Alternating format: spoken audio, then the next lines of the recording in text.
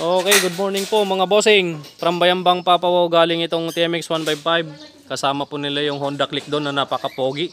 Sana all may Honda Click. Good morning, boss.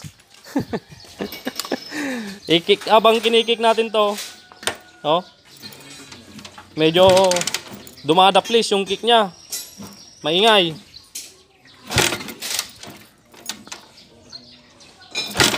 Oh. Dumadaplis. Oh, ayaw pang magpasipa mga idol. Madam Donya. Yeah. Ayaw magpandar mga kabro. Ayan, napandar na natin mga kabro.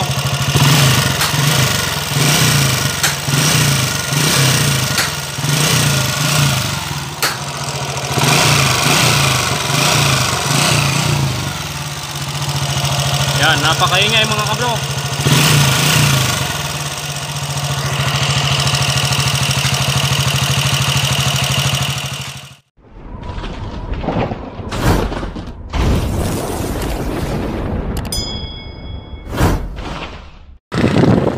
Okay mga kabro, good morning.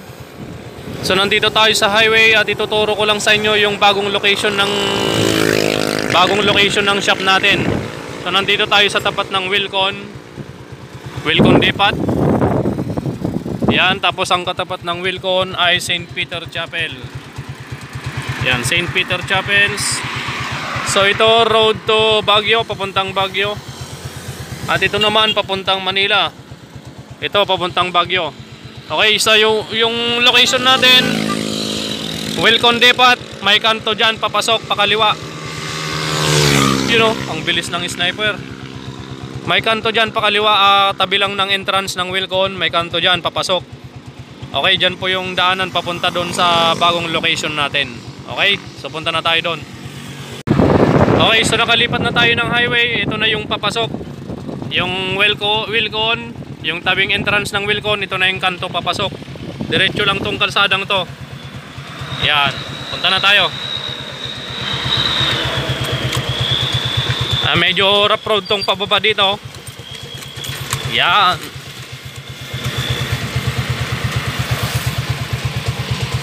Diretso lang to mga bro hanggang sa likod ng Wilcon. Okay, so nakalagpas na tayo sa likod ng Wilcon. May dalawang posteng magkatabi. Ayan lamang yung Wilcon, yung kulay puting building na yan. So ito yung papasok papuntang bagong laboratorio natin. Dalawang poste. Tapos may paper tree. Yung katabi nito is bakanteng lote. Yung bakanteng rest house ng kuwang ko. Ayan, dito tayo. Kakaliwa tayo. Yan, Wilcon. Yan yung Wilcon. Kaliwa lang tayo dito sa likod niya. Punta na tayo sa laboratorio. Yan, pasok na tayo dito. Diretso lang to. Yan, diretso lang.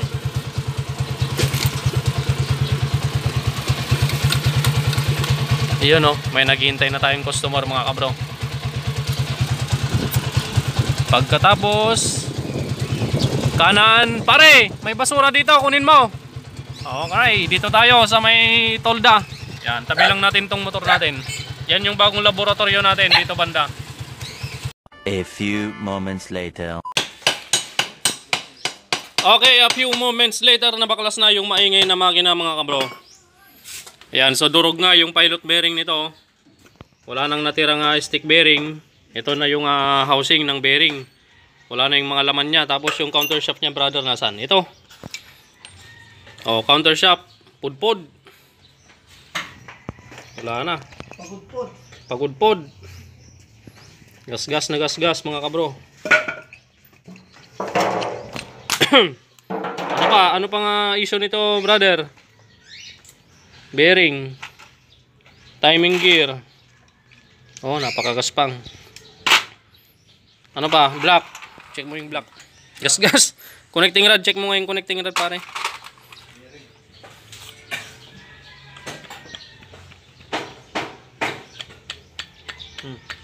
Meron din. Oh, kumakatak. Kasi yung cam follower meron din, oh, gas-gas. Yeah. Gas-gas kang follower. Meron na dyan? Alin? Wala na. Yan, tapos may dumating pa si Bossing. Saan ka galing, Bossing? Ha? Nako, galing pang Highland si Bossing. Galing pa ng Highland si Bossing. TMX 155 tong motor niya. Boss, galing pa kay Baguio? Baguio. Pasabol na pong Canon. Galing pa pong Baguio si Bossing. Karayan daw. Boss, anong problema nito? Anong problema na, boss? Dilihid na ako ba? Nalagitik, tapos Si ko na kahit umisubli transmission na. Ang katanda di pang 125 na Ducati na. napay sinukatan da transmission na.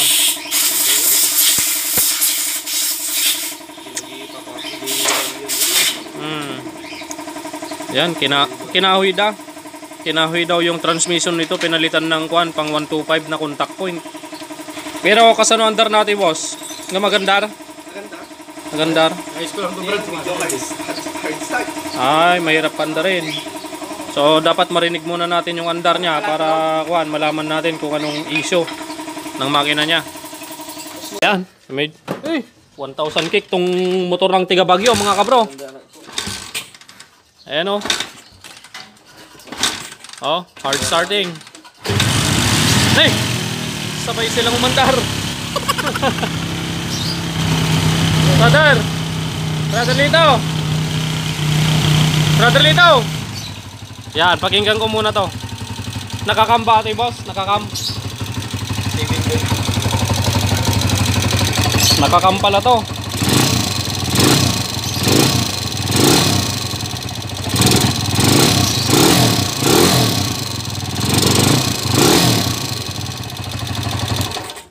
Okay, so nakakam pala kaya malagitik. Yan, 7.2. Naka 7.2 cam. Tapos naka black 62mm.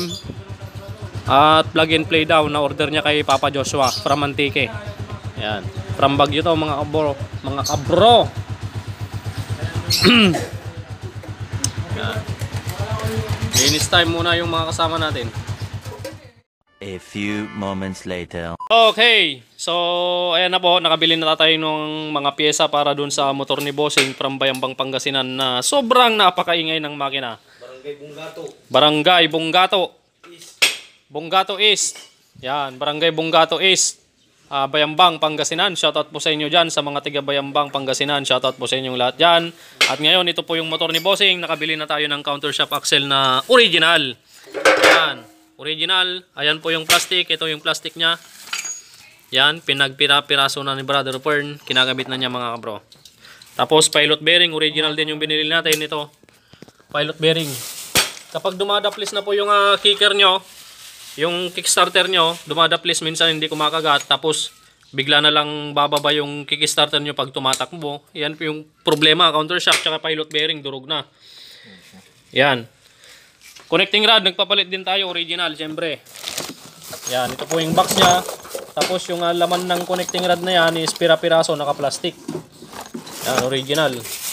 So ang gamit nating timing gear, yung pag na brand lang, dahil kapag nag-original pa tayo, gagastos na si Bossing ng mahigit 20,000 piso. Yan. Syempre mga oil seal, original, magneto set, original, push rod.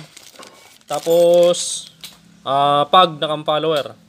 Yan, dahil yung cam follower na original is tumataginting na kulang-kulang 4,000 din yung set. Kaya pag na lang, dahil subok na natin, is goods naman. Yan. Clutch lining original. Alright. Ito po yung original na connecting rod mga kabro. Yan. Clutch damper original syempre. Original. At clutch housing. Nagpalit din tayo ng clutch housing dahil yung yun yung housing mismo, brother, dito pakita mo. Ito, masyado nang malalalim tapos napakaluwang na ng pagitan dito. Yan, kaya bumili tayo Takasago brand lang. Alright. Pakita namin sa inyo mamaya. Bagong spring kick niya kung brother Yan. One eternity later. At yun mga kabro, nakalimutan kong i-video yung motor nila pagkatapos natin ayusin. So far so good. Smooth na yung andar ng motor nila, ni Bossing at ni Madam. Ayan. So nagkakape po kami dyan mga kabro. So nakalimutan nating i-video yung after nung andar ng motor nila. So smooth na mga kabro yung andar ng motor nila. So nakauwi sila ng maayos. At ngayon shoutout muna tayo mga kabro. Shoutout po sa kanila, si Bossing at si Madam. At shoutout din tayo. Shoutout kay Boss Edmond ng Urdaneta City, Pangasinan, Barangay San Vicente West. Yan. Halos tapat ng gasolinahan ng Wheel Rider sa Barangay San Vicente West, Urdaneta City. Naghahanap po si Boss Edmond ng mekaniko at expert sa mga scooter or kahit anong motor. CVT cleaning, yan. So yan po yung pangalan ng kanyang shop ay motor shop. Name ng motor shop niya ay CMPCI. Yan, yung contact number niya ay nasa ilalim at ang kanyang pangalan ay Sir Edmond. Yan, so sa mga naghahanap ng mapapasokang shop, yan, kontakin niyo po si Sir Edmond. At syempre, next natin si Boss Mark Apilado Kimo. Shoutout from Jadi, Nueva Vizcaya. At kay Boss Edward Valencia, shoutout sa iyo kabro, Edward Valencia. At kay Boss kabro Kenneth Zablan, shoutout sa next vlog mo, God bless you. Yan. Kaburak, shoutout sa iyo kabro Idol Kaburak. At syempre ganun din kay Jay Shapno, good AM, pa shoutout naman dyan, next vlog. At shoutout sa Wolfgang Fanatic ng Dagupan City. Thank you kabro. Ayan, okay, maraming salamat mga bro sa inyong panonood. At syempre, see you again next video natin. Pagpalain kayo ng Panginoon.